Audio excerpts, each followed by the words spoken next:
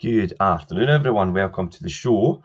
And Jim, today we're going to talk about behaviours and kind of behavioural economics is what I've titled this. But it's more particularly looking at people's behaviour in terms of their approach to buying and spending habits, and just like the kind of logic and the drivers behind that.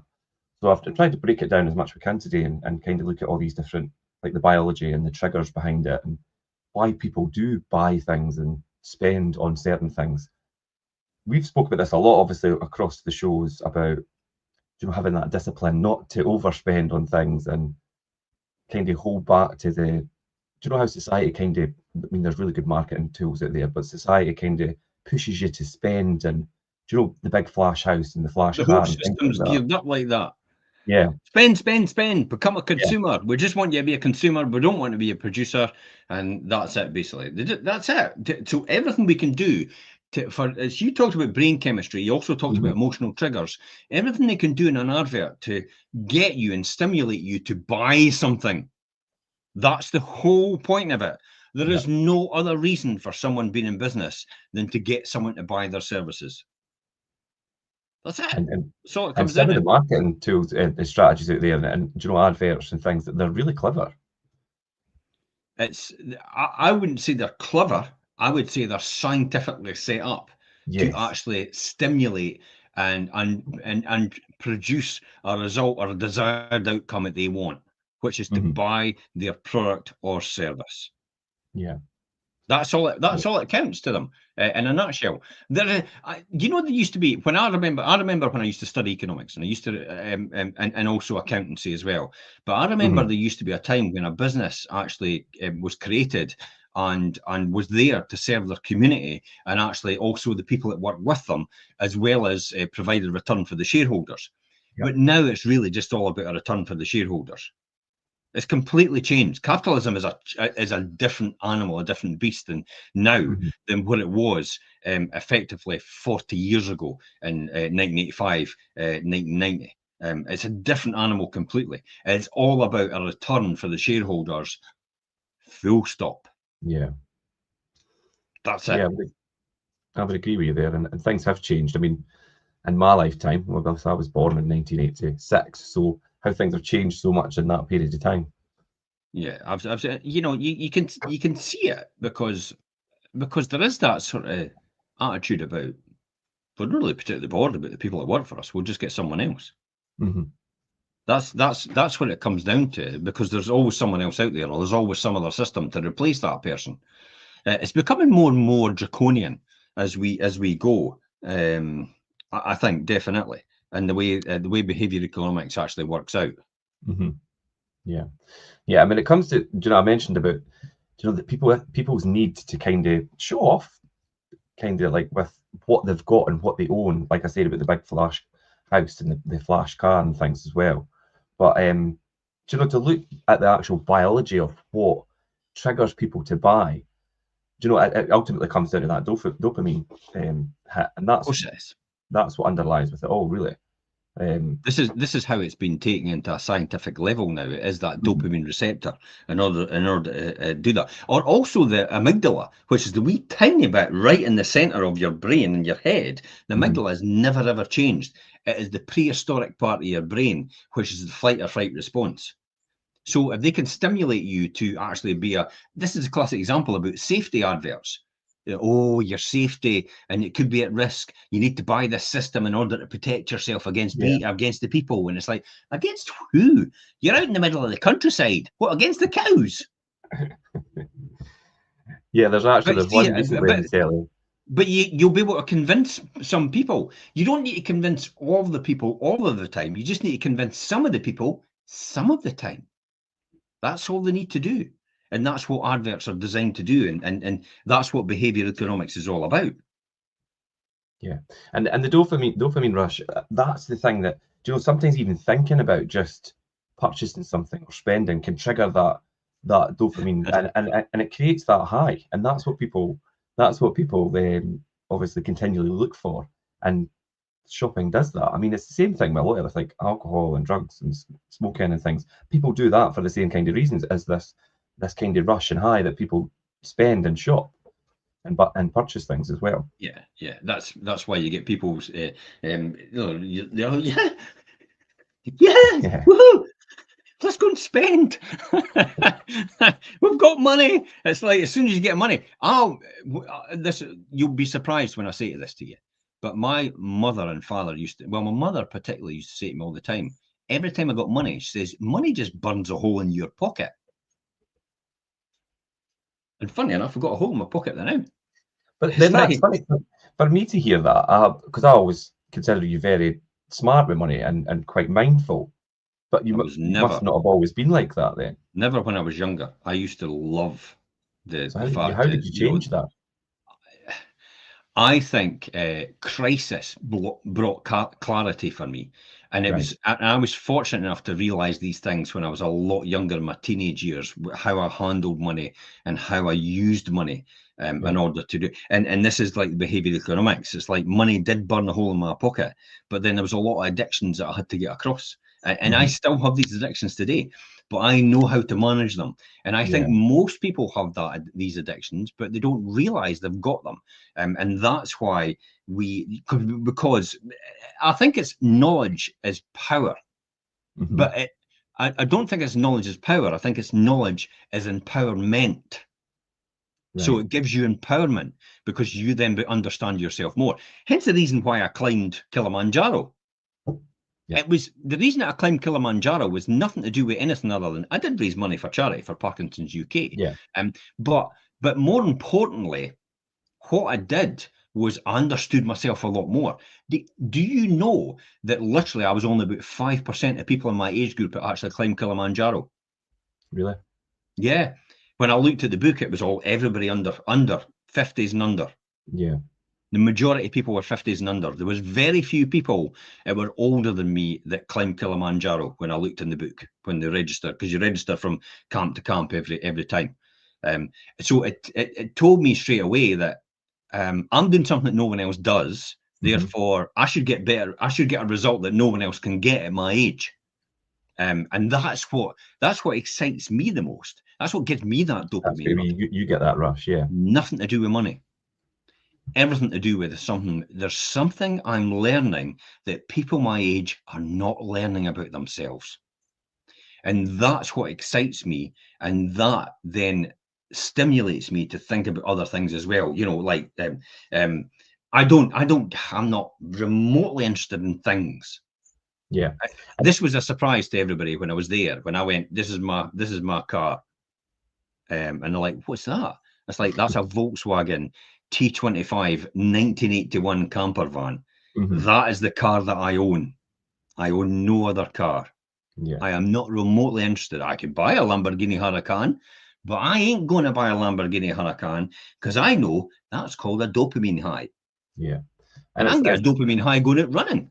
I was just going to say there's a difference. People do reward themselves by buying like things and overly expensive things sometimes.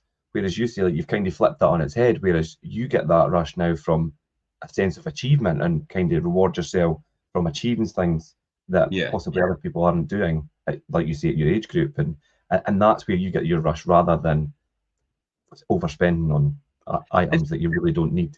It's also things you learn in the beginning. That'll teach them a lesson. It's like, for example, when people get into trouble, and they get into trouble when they're younger, so they often get over that. And the reason that they get over that is because, and they become better person as a result of it. Whereas the person that gets into trouble later on is woe betide you because they're older and they should know better, and therefore the trouble's even worse. Whereas if you're younger, you kind of get away with it. And it's like, maybe you learn a lesson, but I would rather learn a lot of lessons now on behavioral economics through wisdom rather than experience. This is what I talked to quite a few people on the mountain about this when we were up there, because I like to talk and think things through with people. And I said, it's like these are opportunities to learn from the people that are successful when you watch podcasts, listen to podcasts and all the rest of it. But more importantly for me is the one thing I want out of people is to find out their failures and how they failed and why they failed. Because that's what I want to avoid. I want to avoid the failure as much as possible, minimize the risk. The successes is easy. I was just going to say that's interesting because most people would want to know the details about people's successes, which you do obviously, but Yeah. you more want to know how Failure. what did you not succeed at and how did that happen so that you to I learn will from it. listen to podcasts with people I don't even really like that much because they don't align with my goals and values. But I have forced myself to listen to their podcasts and their story because they've got something, an experience that I will learn from wisdom. Yeah. There's always We something to learn. we don't align with everybody. We all have somebody we don't like. I mean, there's maybe somebody watching this right now that thinks, I can't stand that Jim Parker. He's an idiot. Hey, join the club. I can't stand him either sometimes. But I've got to live with him. So that's the sort of thing. And that's when it comes back to the biology of buying. So, I mean, let's talk about this. I mean, the reward cycle. The instant pleasure reinforces the behavior and leads the brain to associate spending with happiness. That's the biology of buying. However, because this high is fleeting, it often leads to that cycle of repetition where you want to keep spending and spending and spending again. Look at the amount of people that go out there and keep coming back with bargains that they get at the shop. Look, I've got a bargain at the shop. Aye, but you only need one umbrella. Don't need 5. You can only use one at a time.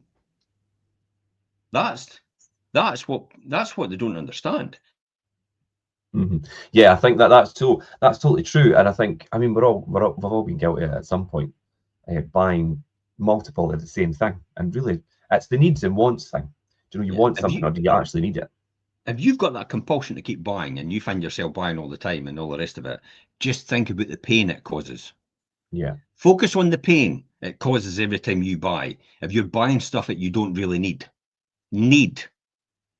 not want. There's a difference.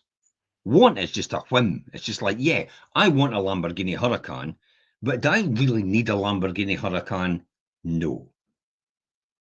And I had an argument with people on a debate, let's call it a debate, with people on the mountain when I was up there about, when I talked to them about that, instead of having a Lamborghini Huracan, I bought a house because a house makes money for me.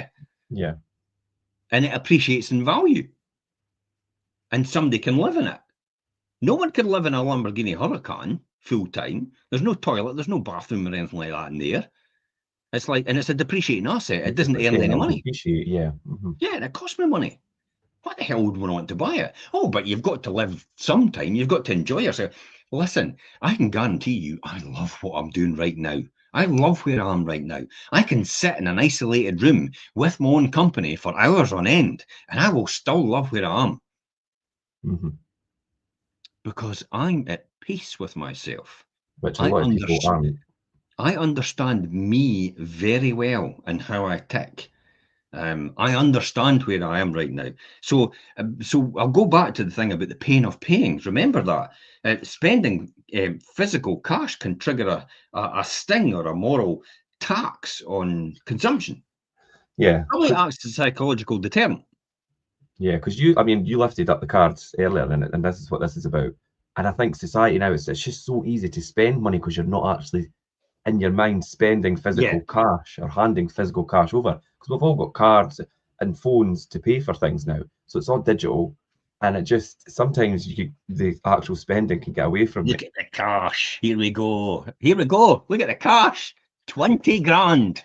It's such a different feeling. 20 grand. Look, just like that. Look, 50s. See it? 5 grand. Just a disclaimer that they aren't real, obviously. But think about that. What does that really mean? Psychologically, it's such a different feeling to hold that, real money. I could throw this up in the air and revel about in it and roll about in the ground in it, but what can I do with it? Paper. Yeah, it's just paper. That's the point. So what value do we put on that paper? Think about that. That's the behavioural buying. That's the biology behind it. It's what can you do with that? That's my combo cough. I've got the dust from the mountain. Yeah. But think about the logic of that. It's what it means to us. It's what that means to us as well. The cards, all the cards. I mean, collectively, my cards, I've got 200 grand I could just have access to straight away. Yeah, it's so easy to get credit now and It's available mental. cash. Yeah, Absolutely mental. Look at the credit crunch in America, why it was caused. They were giving people on benefits mortgages to buy houses. yeah, crazy times. But then look And how that that's what ended up. happens with our ability of buying. Now, I'll give you a wee warning here. Unemployment's sitting at 5.1%, by the way. That creeped up pretty quick, eh? It did jump up, yeah. What's going to happen next year? I think we're in for a bit of a different year than we've had for the last couple. Of course I we think, are. I think all round, not just the property market and things. I think all round things are going to be a bit different. Absolutely. People need to be prepared for a change. Think the one thing I want you, everybody out there, I mean, you're tuning in and all the rest of it. Let me ask you a question. And you might want to answer it in the comments. You might want to put something in the comments. What do you think you need to buy? Why do you think you need to buy a big house or a flash car? Why do you need to buy a big house or a flash car? If there's only two of you, why do you need a big house? Because Oh, well, we might have children later on. It's like, so at what point are you going to be having children then? Well, maybe 5, 6 years from now. So why do you really need the big house now? and I've battled with this about buying a bigger house, and you obviously advised me, and quite rightly, not to do it.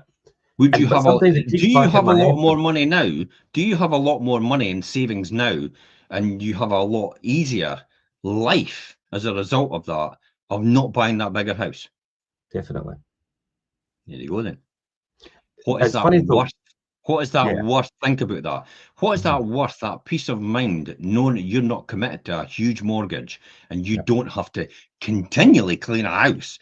It's clearly bigger than what you need. Yeah. Yeah, but it is strange though, because the thought, it still creeps in sometimes about, and then I think, and then obviously logic prevails. Do you know? And I know like that would just be silly to do that and give yourself all this extra debt and payments and utility bills, mortgages, and things. It's like, why do it when you don't need to? But you do need. It's funny how you do battle against that, and you need to kind of draw yourself back down to a level where it's like, right, no, that's not needed. It's just a want. Absolutely. And that's when it comes to emotional triggers. Yeah. So what do we mean by emotional triggers, Richard? Yeah. So I mean, many spending decisions and things are, they're attempts to kind of regulate that or satisfy that emotional state that you're in. Just like people see here, obviously, retail therapy. People often do go shopping and use it to cope with maybe negative situations, stress, boredom. What is Bad. retail? Yeah, that's it. You've just kind of nailed what retail therapy really is. You're bored. Yeah. I wouldn't be spending money if I was bored. Yeah, you'd be better to find a hobby or something that's productive. Yeah, I'd be out running or something. Or I'd be sorting something else quick. I'd be working on my camper van or something like that. I don't know what I'd be doing, cutting the grass rather than actually running out and spending money for the sake of. Because then I know myself so well, and I know what that would lead to, and the fact that then cycle and habit would create, and then that dopamine rush would come as a result of it. Therefore, I ain't going to be doing anything like that at all. I still come back to saying about the retail therapy. It's about the feeling that people get. It's not about what they're actually buying. They could be buying any 2 for 1. Any like buy 2 and you get 1 free. Any discount or anything like that. But the reality is it doesn't matter what they're buying, it's the rush they get from it. That's the retail therapy. Look what I got. It's like, I'm something for the summer. It's like, but it's autumn. The summer's like 9 months from now. Yeah, I've got months. So you bought something that you're going to wear in 9 months, which is probably out of fashion by that time. And then you've tied up that money, whatever that is you bought, for 9 months. And that's, you see that a lot, and it's purchases of things that just because you thought you were getting maybe a discount or something on it, but you don't really need it. Then it's a mood boost. Yeah. Do you know what I found recently? And I always, obviously, I walk every day, and it's become like it's a good thing to just clear the mind and go. I like to get up really early at the weekends and go out with the dog. It's brilliant. It just clears the head, and yeah, rather than doing something like shopping to. Here's one I love, and my mentors actually taught me about this years and years ago, way before. And I'll tell you the phrase that pays when it comes to it. when we talk about why do you need that big house or flash car, it's called status or identity. In other words, you need that to define you because you don't feel enough. I'll say that again. You need that to define you because you don't feel enough within yourself. Mm-hmm. You know what I was told by my mentors? Status isn't going to pay your bills. Yeah. Sell your flash car. Mm-hmm. Invest it instead. Do you really need a big, massive house? No. I immediately sold my house, my 3-bedroom semi-detached, and I moved into a 2-bedroom flat in one of the worst places to live. And then I got rid of one of my cars. I got rid of one of my cars as well, and I ended up having a company car, and I didn't have any car. Now, and did that put you in a lot better position in terms of being able to? Of course it did. Build your wealth, obviously. Of course it did. And everybody took a double take, and especially some people that I valued their opinion actually thought there was something wrong. It's like you've got a standing in the community, Jim. You are an accountant. It's like, why would you do something like that? People will think there's something wrong or you've gone mad. And what's strange as well, obviously back then you wouldn't have had social media and things, because I always think like the big house and the flash car and things is what people like to put on their social media to build their persona. But that wasn't, social media wasn't a thing back then, but it was that was still around, that people expected because of who you were that you should have a big house and a flash car and things. I'll be honest, and it's going to rub people up the wrong way. You're going to take a check. You're going to take a reality check here if you're listening in. Mm-hmm. Gucci bags, Louis Vuitton, things like that. Mm-hmm. They're all status symbols. Yeah. They're all things that make you feel worth because you've got a Louis Vuitton bag. It's not for you you're buying it. It's for everyone else. To see it, so they can go, you've got a Louis Vuitton bag. You must be successful. Whereas I go, you've got a Louis Vuitton bag. That's mental. Yeah. I would never spend that much money on a handbag. Yeah. on a bag. I would never spend that much money. I'd rather give it to somebody that needs it. Because at that point in time, you don't really need that. You need therapy. Mm-hmm. That's what you need. And that's a shock for a lot of people. And there will be, this might be made into a wee short and it might go out and people will go, oh, well, that's no fair. And it's like, that's not what I bought it for. But deep down, you know I'm right. Deep down, you know I'm right. Yeah. You bought that bag for status and identity. Oh, yeah. You want people to think you're on the up. You want people to think you're important because you've got that. You know why I know that? Because that's what the advert's designed to make you do. Mm-hmm. And I mean, that's the whole point of biology of buying. There's maybe an argument for the fact that they are good quality, but at that price, I mean, really, it's a bloody print on a bag. That's all to make you feel. Just buy a knockoff at the Barrowlands or something like that, and walk about with that, and that'll make you just feel it's just as good, and it'll just make people think you've got that as well. If that's what you really want, just buy the knockoff. Mm-hmm. Yeah. Yes, that is an identity. You're absolutely right. And I think if you're purchasing things like that and don't actually realise that's why you're doing it, then you maybe need to take a step back and think about why you're buying these types of things and spending that amount of money on items. It is understanding you, Richard. That's what it's all about. The object of the exercise here is not to understand other people and force your unwanted opinions on other people. It's to understand you and what makes you tick in order for you to become better every single day. And this is what this is all about. This is what behavioral economics is all about. The other one is as well is that what you get out of that is the reward spending. And individuals often justify splurges with the mindset of, you deserve it. Yeah. Heard that before? Yeah. Eh? What is it that, I mean, I can't talk about the advert because it's a hair product. It's like, go on, you deserve it. It's something like L'Oreal or something like that, isn't it? Oh, because you're worth it. That's Maybelline. Yeah, because you're worth it. I mean, that was a brilliant tagline, wasn't it? Because you're worth it. And the other one as well is Seconda. Reassuringly expensive. And, what does that conjure up? It's like, oh, if I've got a Seconda, I must have money. Status symbols. That's what it's Yeah. all about. So it justifies people's mindset. Even after a success or a difficult period. Oh, I've passed my exam. You know what I did? I had goals, and I thought to myself, okay, these are the goals. And there's a warning here, by the way. Definitely a warning and a learning out of this as well. Because I had goals, and every time I got to a certain goal, I thought, I'm going to reward myself with something.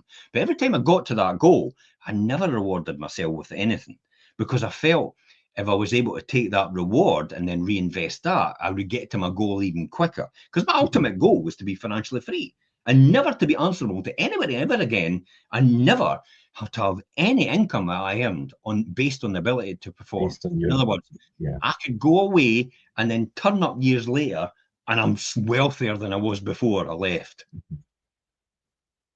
That's what I wanted to be. Which is what you've done. That was my overall driver. To be wealthier, actually leaving and coming back years later and be wealthier than when I started, without actually getting involved in any at all, and having that grow for me at the same time. Yeah. That was my overriding ultimate goal. So that superseded, that overrided every single wee step I had in between, because I knew the wee steps I was taking. Now, I'm a bit tolerant. I can actually force myself and understand to get, I can do without. I could do without a lot. I would rather, and I actually did say it in Kilimanjaro, I need to get to the top or I'll die trying. It's in a video somewhere. And it's been posted. It's like, my attitude is, I need to do it or I'll die trying. There is no failure in this. There is no such thing as failure in my life. You either do it or you don't, or you're wiped out with trying it. I would rather fail. I would rather fail 1,000 times than actually do nothing at all.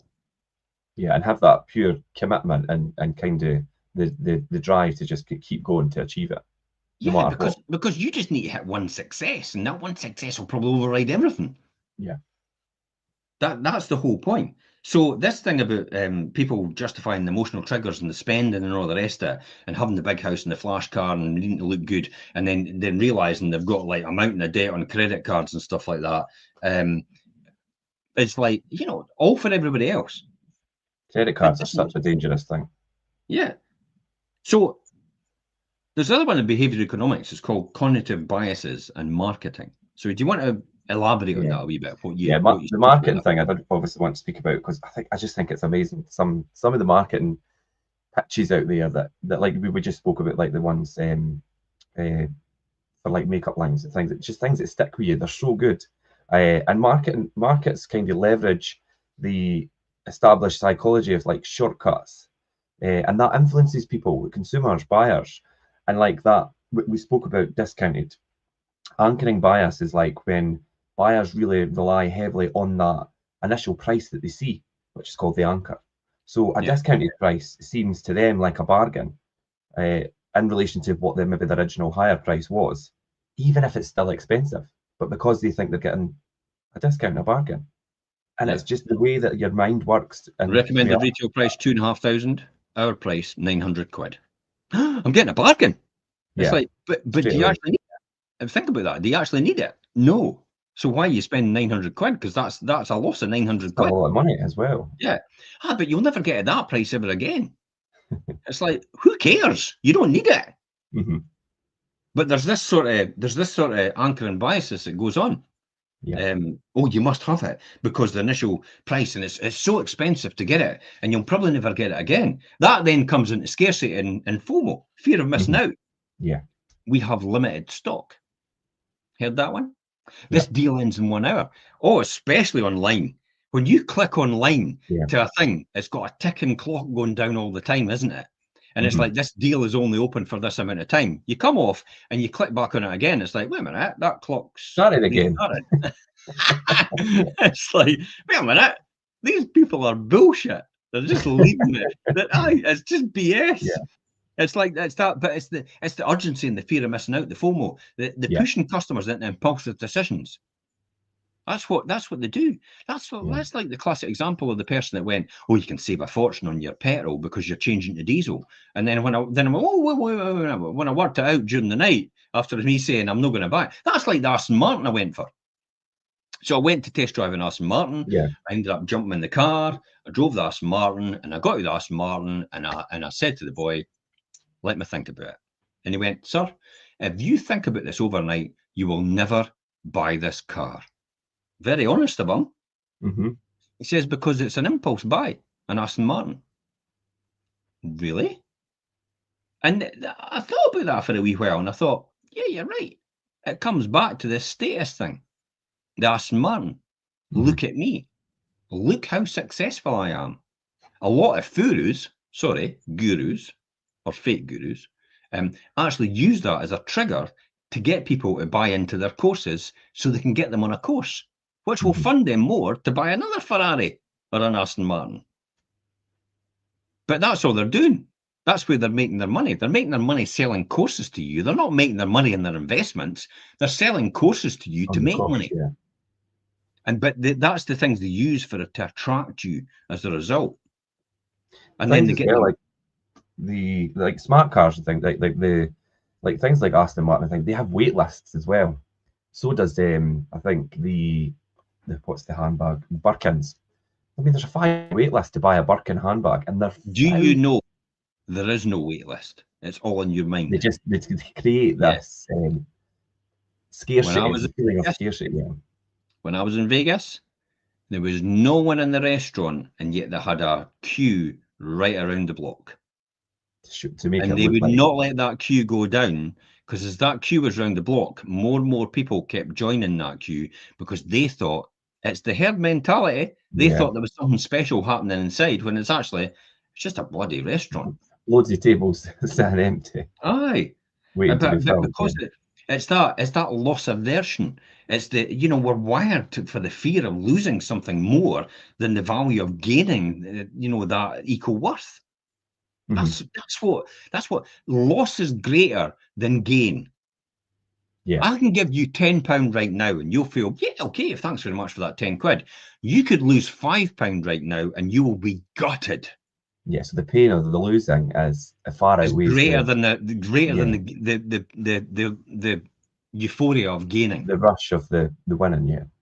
People do not like to lose. They don't like to lose something.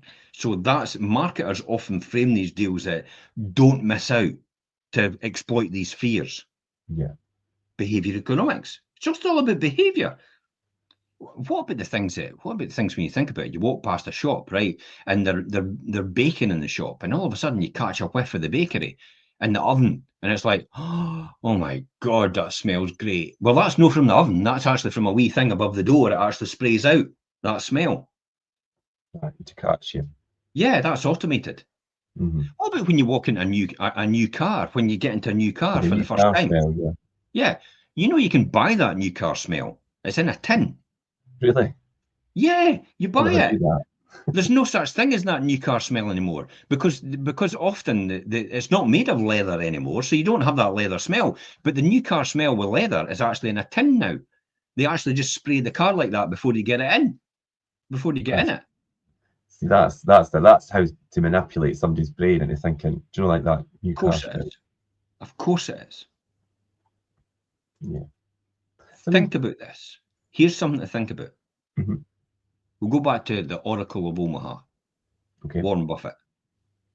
What has individuals like Warren Buffett mastered to have great wealth and still live a low key life of living, not a trophy life? Yeah. So what have they mastered that we haven't? Because I mean, he's mastered amazing wealth, but doesn't walk about in fancy clothes and flash cars and a big house. Yeah. Do you ever see Sergey Brin? He's the third richest in the world now. Do you ever see him flashing about on the internet? No. Do you ever see him in flash yachts and flash cars and flash everything? No, you don't. No. He doesn't flaunt it. Why do you think he doesn't flaunt it? Who does he need to impress? I was just going to say, because then who's he flaunting it to, really? Because no one. Yeah, he Why doesn't does he need to need to bother? prove himself to anyone. Yeah. You tend to find the people that have the riches don't need to flaunt it. Hmm. Look at the picture it used to float about the internet, and it's probably still about today. It's Warren Buffett and it's Bill Gates. They're both standing together, and there's not a Gucci belt in sight. Hmm. They don't buy all these fancy things. What they do buy is they buy time. That's what they use their money for, Yeah. to buy time. They leverage their position and buy time. Things that So will save them time, not was impress other people. I was just going to say, so by how do they buy time? It's by buying assets that are going to work without them being involved. Like obviously their ability to perform and work on it. They buy assets that generate wealth without them having to control it. And Of course they do. yeah, Give you a good example, right? Okay, I had to get up at 2 o'clock in the morning to get the flight to go to Kilimanjaro, right? yeah. It's an 18-hour flight. The next day I'm climbing. At this point in time, if I'm climbing the next day and I've not got any sleep, what is the most important thing to me in that process? So as to sleep, basically to get Yeah. enough sleep for energy. Where do you think I'll get the best sleep? Is it economy? Is it premium economy? Or is it business class? Be in business on the bed. Yeah, Yeah. I paid more for my flight than I did to climb Kilimanjaro. really. But then if you got there I without sleep, needed you would that. never have been able to do it. Yeah. I needed that time. I needed that sleep. There was no way I could sleep. I'm like a bloody noddy dog. I don't know anybody else. And if you're in economy, you're all over the place, falling Yeah. asleep, and all all interrupted sleep. Yeah. Even premium economy, it goes back 20 centimeters or something like that. And it's like, I don't sleep on my back. I have to sleep on my side. So it's the most Yeah. important thing to me. So I ended up upgrading to business class for that very reason. It was the most important decision I ever made. And it is the thing that actually got me to the top. Hmm. Yeah. Just Because that in the beginning. if you That in the turned up, beginning made the fundamental difference. yeah, if you turned up in the first place without enough sleep and that energy and to be able to, I mean, anybody you'll know if you have a bad night's sleep, even trying to just do your job, your daily job without the right sleep can be really difficult. You know, you don't think straight, you've not got the right energy, you've not got the right thought process. Yeah, You sleep's become very irritable. You become irritable yes. and you don't realize what you're doing with everybody around about you. Everybody else suffers as well because of that, Hmm. because you've had lack of sleep. This is why I keep saying to people, it's like, probably need to go to your bed. I need to take my medicine sometimes myself from what I'm saying here. You need to go to your bed probably about 10 o'clock and get a good 8 hours sleep at Yeah. least, or at maximum 8 hours sleep. Because my body actually needs 740. So 7 hours, 40 minutes is my normal Optimum. sleep. If I get that, I'll be fine and all the rest of it. If I don't get enough sleep, then it either adds or subtracts and follows on for the next day. And it tells you if you're getting 20 minutes less, you need to do 8 hours the next day Yeah. to catch up. And that's how sleep works. You've got the sleep coach on Diary of a CEO. She'll go through that with you. She talks about that. And sleep just compounds. Sleep deprivation compounds on you. Hence the reason why when I had 4 hours, 6 hours, 7 hours of non-restorative sleep, I then went to the summit and I was like, oh my God, I am exhausted because I couldn't get it because of altitude. Heart racing, 100 beats per minute, and you're trying to sleep. And it's like your blood's going around your system, your body's trying to adapt, and it's like it's no easy to get restorative sleep. So, Mhm. so it does take its toll. So I understand that even more on a heightened sense about myself. So this is all about me learning about myself at the same time. So psychological archetypes of spenders is one of the things we want to talk about. Mhm. What can we talk about that, Richard? Yeah, I mean, the spend types is like different individuals will fall into specific spending archetypes based on what their underlying mindset is. Do you know, you'll have that Mhm. we spoke about like the rewarder, and that kind of ties into spending to motivate like personal milestones. Like, do you know, if you've achieved something, like, oh, I'm going to Yeah. reward myself, and I've earned this thing. That's I've earned it, or you deserve it type thing. Yeah, try going a time if you're the rewarder type of person and say, okay, I'm going to delay that reward now. Try and tell yourself that and see how your body and your mind reacts with you. That'll be quite Hmm. interesting. This is how you get a really good feel for yourself and how you tick. It's when you've set a goal and said, oh, if I can get that, I can buy myself a new car. So if you get to that point, don't buy yourself the new car Don't and do it. see how Yeah, you react. Yeah? Because you're just giving in to yourself, aren't you? Mm-hmm. Think about that. Don't give in to yourself for a change. Oh, but I need it. Oh, sorry, what was that word? Need. You want it. Yeah, you probably just want it.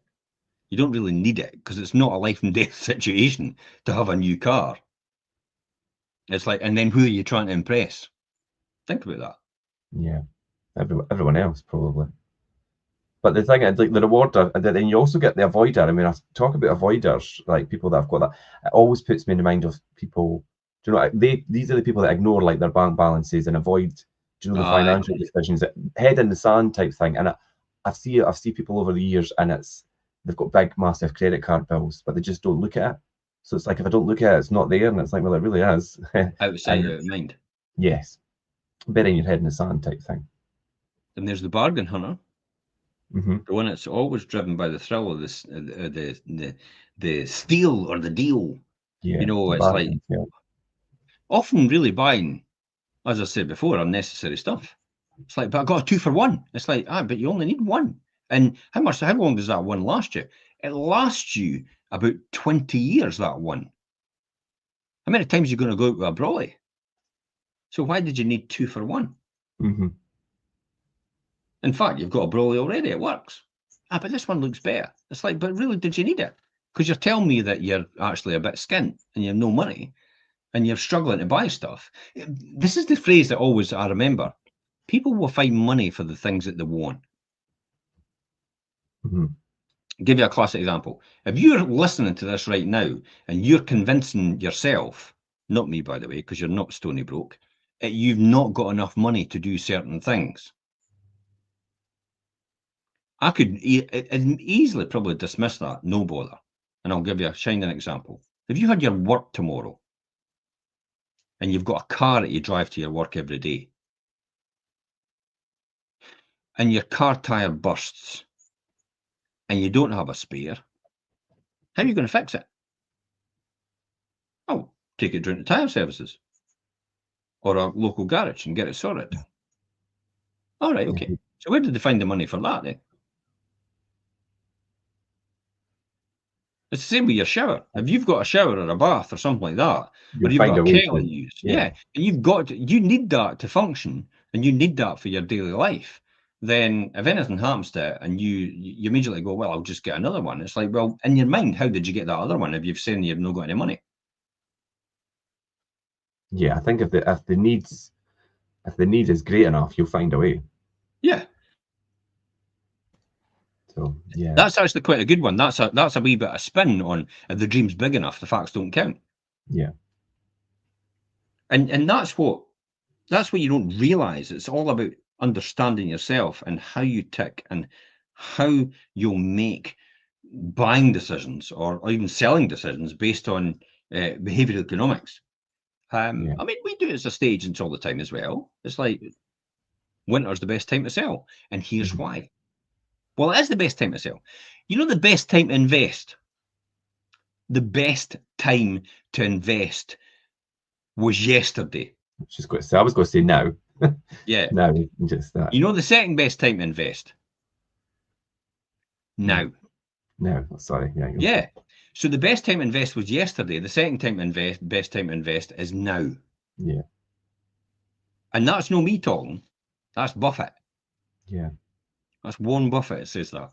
And I think that is definitely the best time to sell. Probably was yesterday when people say, oh my God, I wish I'd done it yesterday because the stock market was at a high. And it's like, but the second best time to sell is probably today then, especially if you need the money. It's not to try and wait and predict the market again and hopefully it'll turn around. That's called gambling. It's like, if you know what you're getting now, it's kind of like deal or no deal. You've opened a box and you're going, today I can get £50,000. Instead of yesterday, I could have got 55. Oh, but if I wait a few days, it might go back to 55. What if it goes down to 45? You've lost £5,000. Remember about the pain of the loss is greater than the win. Yeah. I get better than the gain. That's why you get rid of it now. That's the whole point. So that's behavioural economics. I mean, the status shopper is another classic example. You said here is like it equates brands and luxury and possessions with a kind of a self-worth and identity. It defines them. I It's to think walk about. these They have to walk about with all the brands on them, all the different names across their shirt, down their trousers, all the rest of it. It's and then the perfumes. It's like, I mean, why do you buy? I mean, I could show you a perfume or an aftershave or something like that. It'll probably smell exactly like the top brand. mm-hmm. So why do you buy the top brand? Because Johnny Depp's on the advert, and you want to look like Johnny Depp. Listen, you'll not look like Johnny Depp, especially if you're a woman. Yeah, it's that's Savage you're talking about, which is quite a popular one. But I mean, I think you need to be honest with yourself. Everybody does. If you're buying and wearing branded, expensive things, they're for show. That's what they are. I mean, you have to be honest with yourself. But you mentioned about Buffett, and obviously Warren Buffett's. He's mastered this great wealth and still lives this low key life without this like trophy life. But then you need to. The question that I was going to say was, why did he start it all in the beginning? Then was it for the journey or was it for the money? Because if it was for the money, then why would he not be doing all these things that people expect him to do with all this money? Buy big houses, buy this flash car, and wear all these branded stuff. But he doesn't do that.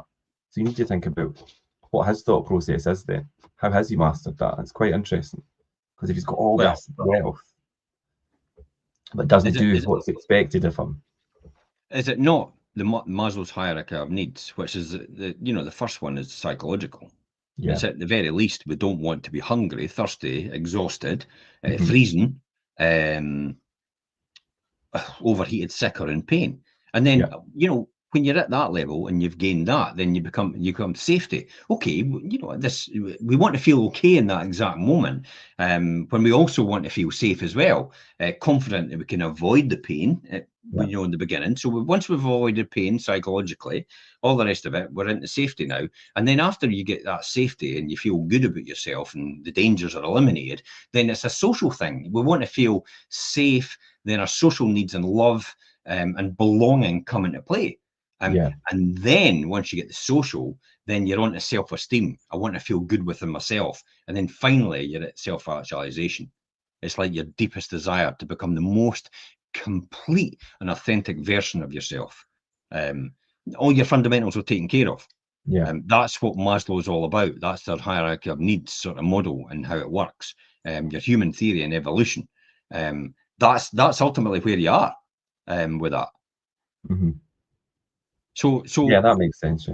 Yeah, and Abraham Maslow was a psychologist from years and years ago. But everybody that's been through management theory and management understanding, McGregor X and Y and all the rest of it, understands what Maslow's hierarchy of needs is. But that's ultimately what it is. People want, they just want safety in the beginning. They want to feel safe. They want to be, and then they get up, and then once they get certain things, they want to be. So this is why I always say, there's only so much you can make. And the rest is just for show. Yeah. Because you don't, I mean, how much are you going to spend? Yeah. I'll give you $1 billion tomorrow. How much you're not going to spend $1 billion. You're never going to spend that. You'll never get anywhere near it. Oh, I'll give it a good try. I tell you what, it'll probably be the undoing of you. Yeah, that amount of money. If I gave you $1 billion tomorrow, because you wouldn't understand how to handle it psychologically. Because you've not prepared yourself for it and you've not earned it. Therefore, somebody's just given you. It's called probably ruining your life. It's quite a dangerous thing, actually, to be fair. It's like these big, massive lottery wins and things. We've seen the stories about what happened to a lot of people that win these. If it's 160 million or whatever, and it ruins people's lives. Because they don't know how to. It can, because they don't know how to handle it. Now, the lottery winners and the organisation's got a bit more savvy, and they've understood this, and that's how they've put financial advisors in place and stuff like that. But you're not in that mindset where you understand about the investment return and the fact that money invested correctly, you could live off the income it generates. If you start to what I say, chop down the tree, in other words, spend the initial capital, then the returns, in other words, the fruit on the tree gets less and less every single time. So you never want to chop down the tree that bears the fruit. You just want to, now and again, you just want to eat some of the fruit. and Yeah. just keep the trees looked after and And grow the trees more. these people don't understand that they could use that money to build something that generate not just for them, but for other generations to come as well.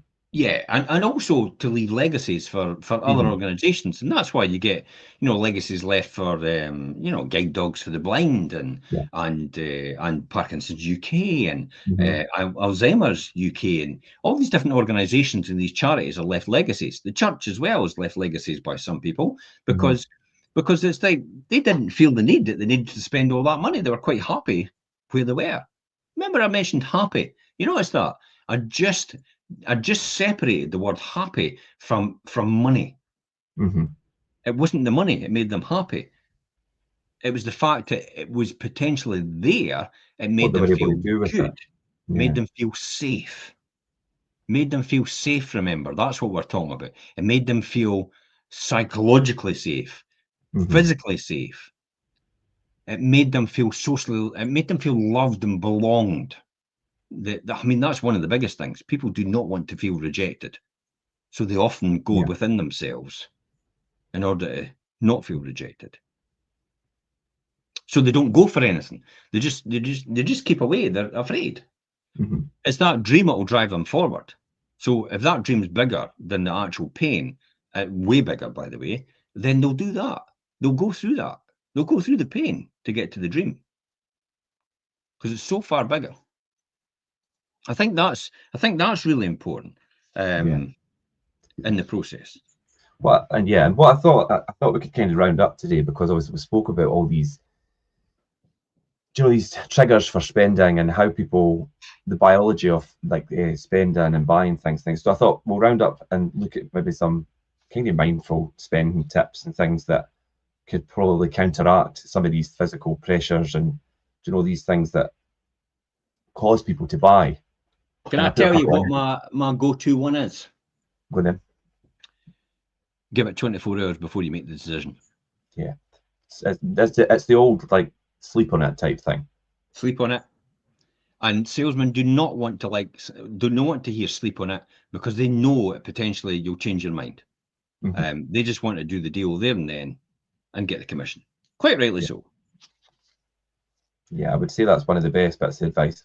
I think for anything, I think as well, if you're dealing it's essential for non-essential purchases, especially if it's that Gucci bag, if it's these Jimmy Choo shoes.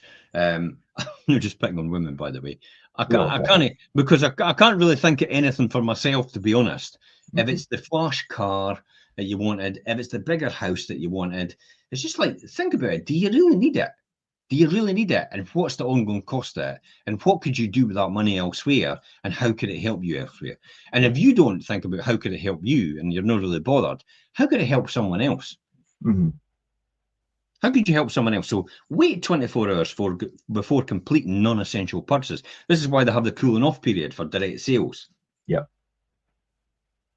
Watch it for triggers. The 2 for 1s. Yeah, it's actually identifying what those triggers are, because if you like your own triggers or these marketing things that are going to suck you in, be aware of them. Sometimes people just let them take over and don't actually think about why they're doing. Yeah, watch out for the brain fizz. Yeah, watch out what I call is the brain fizz. If you're wanting to control your spending and you're wanting to be mindful about your spending, watch out for your brain fizz. That's your dopamine hit. In other words, do you feel whoa? Do you feel euphoria? Do you feel that? Do you understand that? Do you know how that feels, the euphoria you get from it? You could instantly get that euphoria and understand how it feels if you just put your hands up in the air and jump up and down on the spot and pretend you're celebrating something, because this is an automatic trigger. Yeah, this is an automatic trigger for you. When you put your hands up in the air, it automatically triggers your brain, and because your brain goes, oh, we must be celebrating something because your hands are in the air. Don't know why, but that's how it is. That's just instinct. That makes you feel like that, yeah. So identify that and understand your triggers and the emotions and how you felt about it, and before and after a purchase. Yeah. And then you've got the reintroduced friction, and what I mean by that is, if you've got everyone have on their phone, if they go on, you'll have your cards set up on your phone.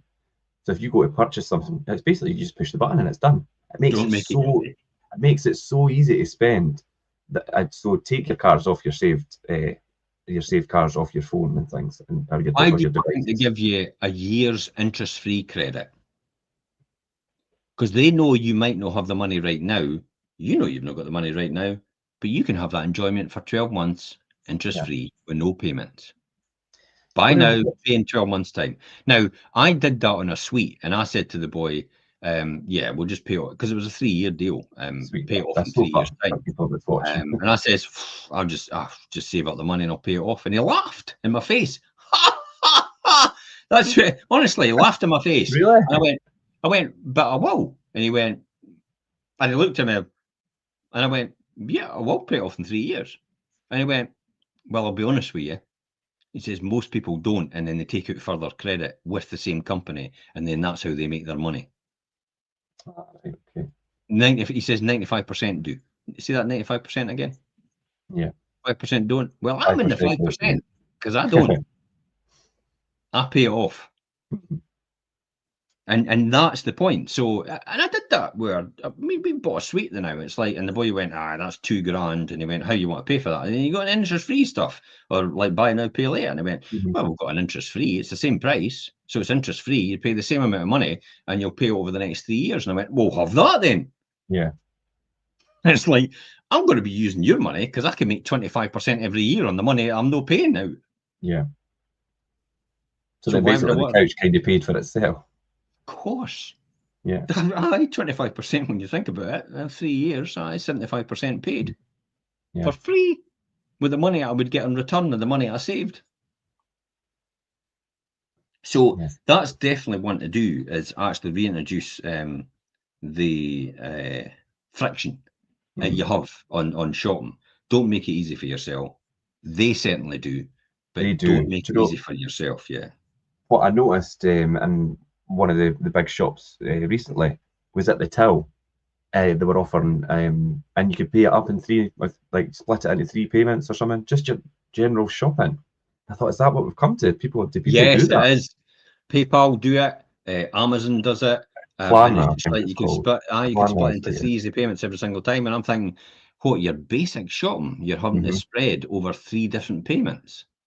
That's a worrying thing. That to me, it was like, if people are in that position, that's more worrying about the fact that you're having to use that than actually the benefit you're going to get from it, especially on basics and essentials. Yeah.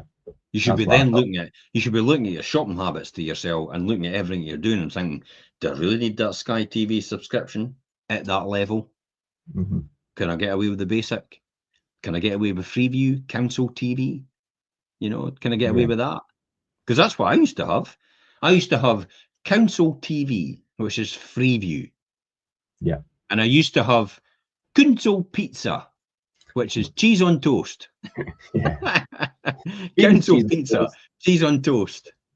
So Council TV, Council Pizza, that's how we say it in Scotland. If anybody's listening outside, Council instead of Council instead of Council.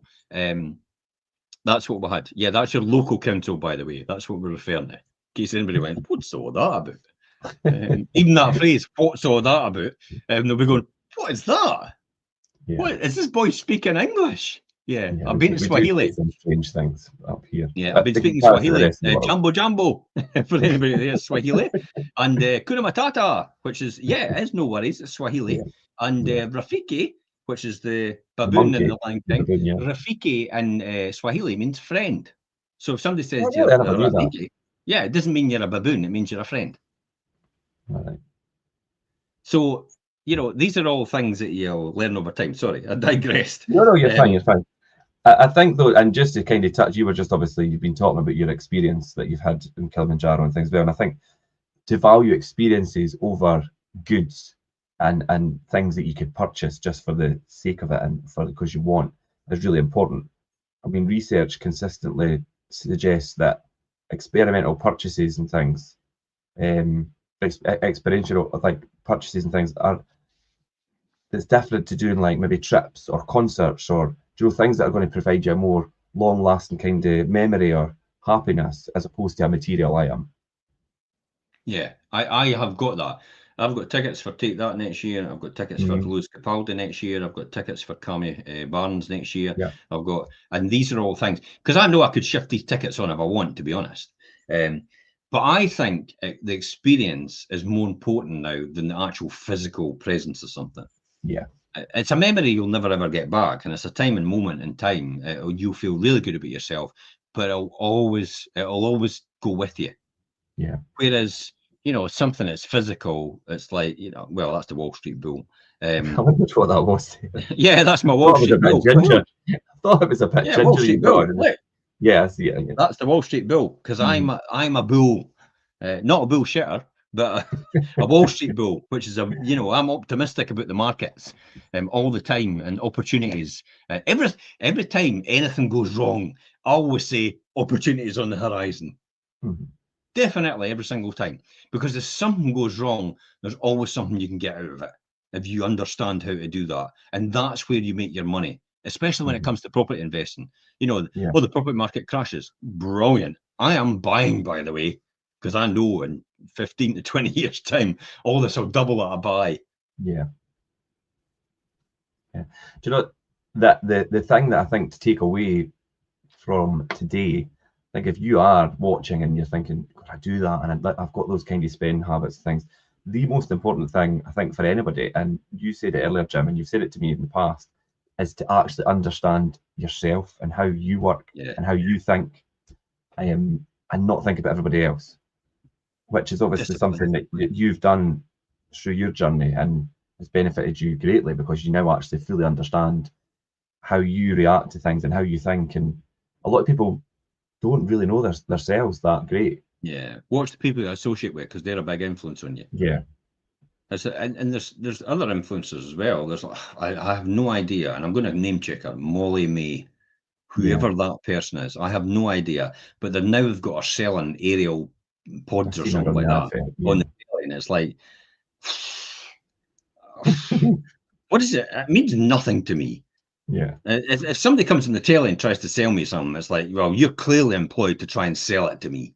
Yeah. It's like, I'm not buying it just because it's you. I'll buy it if I feel I actually need it, not if I want it. Yeah, that's it, really. Needs and wants. Yeah, you need to define what your needs are and what are just wants. So yeah, and if you love money, which is the love of money is the root of all evil, by the way, rather than actually money itself is the root of all evil. Money is a good tool to use, but the love of money is the root of all evil, definitely. So it's the love of money. Then just go and buy yourself some fake 50s off of Amazon. They're cheap, and just roll about in them on your bed. Just put them on your bed and roll about in them, and just, wonderful. Just to get that feeling, if that's what you need. Yeah, look at all this money. Woo! And throw it in the air. I'm not going to throw it in the air because I'm not picking up again. But that's what you need to do with yourself. Just buy yourself some fake money and roll about in your bed now and again. Make yourself feel good about it. And actually, in fact, film yourself doing it and then watch it back. But don't put it on social media. I don't want to see you doing that. That's a bit weird. But behavioural economics, it very much is down to the kind of psychology behind spending and how marketing and things influences you. So hopefully we've covered that today and given you a better understanding and hopefully some good advice on how to tackle things yourself. Definitely. Thanks for your time, Richard. Brilliant. Just as we're finishing off with 26 viewers online. Yeah, I know. We've got quite a lot. Watch the podcast back. You'll love it. It's about behavioural economics. If you're watching right now, watch it from the beginning. You'll understand the way, why, if your spending is out of control, you'll clearly understand why your spending is out of control if you watch the rest of this or listen to this podcast. Yeah, you can listen to the podcast through in the links. So, right, okay, we'll leave it there today then. Thanks everybody for tuning in, and we'll catch you next time. Bye for now. Cheers. Bye.